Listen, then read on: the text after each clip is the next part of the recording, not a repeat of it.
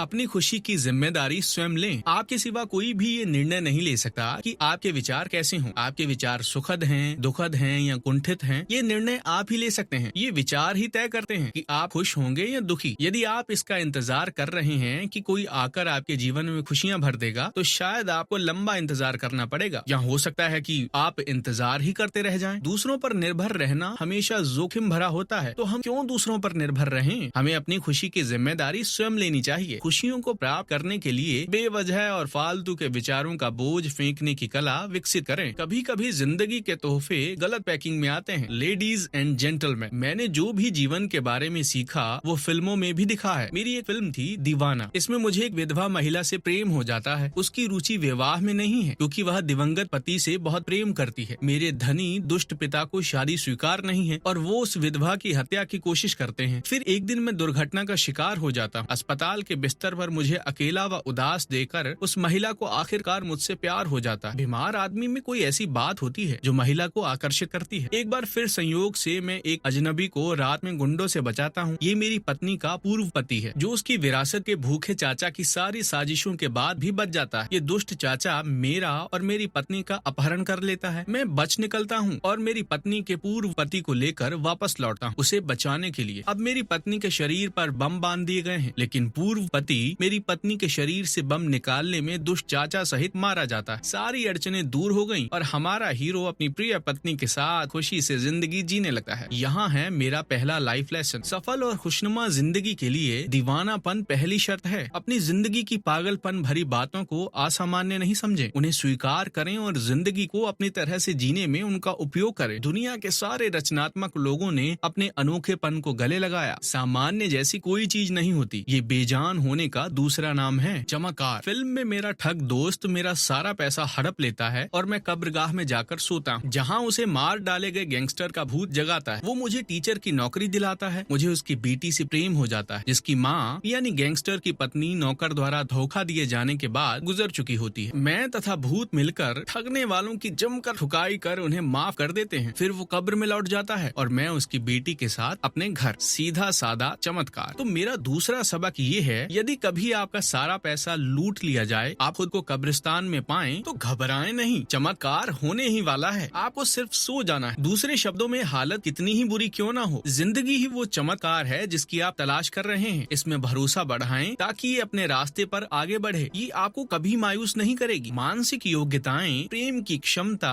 आपकी सेहत, सौभाग्य जैसे हजारों उपहार जो जिंदगी ने आपको दिए हैं, उनका पूरा उपयोग कीजिए। कभी कभी जिंदगी के तोहफे गलत पैकिंग में आते हैं। उन्हें पहचाने और अपने इस डर को दांव पर लगा दें कि वे विनाशकारी हो सकते हैं। तीसरे सबक की प्रेरणा मुझे ऐसी दो फिल्मों से मिली जिसमें मैं एंटी हीरो था, डर और बाजीगर। 20 साल पहले यदि आप एक बार एंग्री यंग मैन सफलता से अभिनय कर देते थे, तो शेष करियर में आप एंग्री यंग मैन ही रहते। कुछ ही रोमांटिक हीरो होंगे जो हिंसक जुनूनी प्रेमी बने होंगे। मैंने छलांग लगा इसलिए नहीं कि मैं बहादुर आदमी था, बल्कि इसलिए कि मेरे डायरेक्टर दोस्त ने समझाया कि मैं चॉकलेटी नहीं दिखता, बुरा दिखता हूँ, और इसलिए मुझे बुरे रोल करने चाहिए। अपने डर को ऐसा संदूक नहीं बना लें जो आपको बंद कर दे। मेरा वादा है कि कुछ गलत नहीं होगा, लेकिन यदि आप डरते रहेंगे तो फिर जो भी गलत होने की संभावना है वो होगा। इसमें कोई हर्ज नहीं कि आपको पता ही नहीं है कि 20 साल बाद आप क्या होना चाहते हैं। कभी हाँ कभी ना में मैं कंफ्यूजन का शिकार प्रेमी हूँ। मेरा चौथा सबक यही है, कंफ्यूजन है तो कोई हर्ज नहीं। ना कभी खुद को इतनी गंभीरता से लें कि आप अपने विचारों को लेकर इतने स्पष्ट हो जाएं कि दूसरों के विचारों का सम्मान करना ही भूल जाएं। फिल्मों की तरह हर व्यक्ति की अपनी कहानी होती है और आपको अपनी कहानी बेहतर मानने का कोई हक नहीं है। गुड्डू में मैं दुर्घटना में गर्लफ्रेंड की आंखों की रोशनी छीन लेता। कई कथाएं हैं, खतरनाक ब्रेन ट्यूमर, अंगदान के लिए माँ, पिता व मेरे बीच लड़ाई। आखिरकार मैं ठीक हो जाता हूँ और माँ आंखें दान करते हुए मर जाती। पांचवा सबक, दूसरों के लिए खुद को समर्पित कर दो। ये एहसास रहे कि दयालुता दिखाकर आप कोई एहसान नहीं कर रहे हैं। आप कितने ही धनी, सफल और प्रसिद्ध क्यों ना हो, उस कृपा को कम करके नहीं आंके जो दूसरे आपकी दयालुता को स्वीकार करके आप पर बरसाते हैं। कभी कभी चीजें अपने आप होती हैं, जैसा कि फिल्म कुछ कुछ होता है में दिखाया गया था। मेरा छठा सबक यही है, जब जिंदगी अपनी पूरी ताकत से प्रहार करे तो रोल्स रॉयस राहत नहीं देगी, दोस्त का साथ जरूर देगा। यदि आप आसानी से समाधान नहीं खोज सकें तो घबराने की जरूरत नहीं। जैसे आप आगे बढ़ते हैं चीजें सुलझती जाती हैं। जिंदगी को आगे बढ़ने का मौका दीजिए। एक फिल्म में अनाथ बच्चे के रोल में मैं एक पुजारी पुजारी से मेरा नाम पूछता हूँ तो वो कहता है राम जाने। कौन कहता है कि जो हम खुद को पुकारते हैं वही वास्तव में हम हैं? ये 7वां सबक। सारे नाम सिर्फ लेबल हैं, वो आपको परिभाषित नहीं करते, फिर वो चाहे कितने ही मोहक या अनचाहे क्यों ना हो। आपको तो आपका दिल परिभाषित करता है। यदि आप में किसी चीज को करने के लिए जोश नहीं हो तो मत कीजिए। Film my name is Khan की तरह ये कभी नहीं भूलें कि आप कौन हैं और कहां से आए हैं। जिंदगी के उतार चढ़ाव में ये दिशा दिखाने वाला कंपास है। चक दे इंडिया महिला हॉकी टीम के कोच की कहानी है जो अपने संघर्ष से उबरकर वर्ल्ड चैंपियनशिप जीती है। 8वां सबक। जो चीज भी आपको पीछे खींच रही है ये तब तक नहीं जाएगी जब तक कि आप खड़े होकर अपनी पूरी ताकत से विपरीत दिशा में अपनी राह खोजने निकल नहीं पड़ते। 9वां सबक ये है, सुख या दुख दोनों में से किसी से चिपक मत जाइए, क्योंकि तय है कि दोनों बदलने वाले हैं। हंसी खुशी के साथ उनकी क्षणिकता को जिए। फिल्म कभी खुशी कभी गम का यही मतलब था। अब मैं अपने अंतिम सबक की चर्चा कर अपनी बात खत्म करता हूँ। जिंदगी को दिल से जिए। लोगों को, पशु पक्षियों, काम, दोस्त और हाँ शत्रुओं को भी प्यार करें, फिर चाहे आप ऐसा करना पसंद नहीं भी करें। सबसे बड़ी बात मेरे दोस्त, खुद को प्यार करें। यदि कोई ऐसा जिसे आप प्यार करते हैं आपको निराश करे तो उस पर भरोसा करने के लिए खुद को नहीं कोसें, बल्कि ये नाकामयाबी पहचानें कि आपने उस पर इतना भरोसा नहीं किया कि उसे माफ कर सकें। आपको पता नहीं होता कि भविष्य क्या लेकर आएगा। फिल्म कल हो ना हो में युवा अवस्था में मेरी मौत हो जाती है। इस क्षण को जितनी शिद्दत से जी सकते हो जियो, क्योंकि कल हम सब नहीं रहेंगे। आपका आज बहुत महत्वपूर्ण है। खूब पढ़ो, खूब मेहनत करो और उससे ज्यादा खेलो कूदो। किसी को चोट मत पहुंचाओ और ना किसी और के सपने जियो। आप कितनी ही गलतियां करें, हताश हो जाएं, नाकामयाब हो जाएं, लगे कि दुनिया दुश्मन हो गई है, अंत में सब कुछ ठीक हो जाएगा। हिंदी फिल्मों की तरह लाइफ में भी अंत में सब कुछ ठीक हो जाता है, और अगर ना हो तो वो अंत नहीं, पिक्चर अभी बाकी है मेरे दोस्त। ये एक सच है, आपको जानना चाहिए। इस पर भरोसा करें, क्योंकि बॉलीवुड में जगह बनाने की बिल्कुल संभावना नहीं रखने वाला व्यक्ति ये कह रहा है। सर्वाधिक रोमांटिक हीरो जो चॉकलेटी हीरो नहीं है। शाहरुख खान एडिनबरा यूनिवर्सिटी से डॉक्टरेट की मानद उपाधि से सम्मानित होने के बाद छात्रों को दिए उद्बोधन के मुख्य अंश।